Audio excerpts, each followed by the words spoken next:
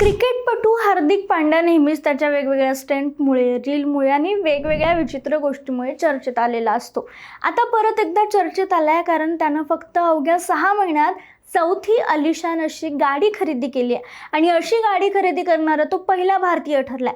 महत्त्वाचं म्हणजे हल्ली तो ज्या महिलेसोबत फिरत असतो अशी त्याची गर्लफ्रेंड माहिकासोबत तो गाडीच्या डिलिव्हरीसाठी गेला होता. हार्दिक पांड्याने यावेळी मर्सिडीज बेन्झ व्ही क्लास ही कार घेतली आहे, ज्याची किंमत सुमारे 1.4 कोटी रुपये आहे. ही लक्झरी MPV फॅमिली ट्रॅव्हलसाठी खूप आरामदायी मानली जाते. खरं तर हार्दिक पांड्याच्या गॅरेजमध्ये आधीपासूनच खूप शानदार आणि महागड्या गाड्या आहेत. नुकतंच पांड्याने लँड रोवर डिफेंडर खरेदी केली होती, ज्याची किंमत 4 कोटी रुपये होती, जी त्यानं आपल्या मुलाला गिफ्ट केली.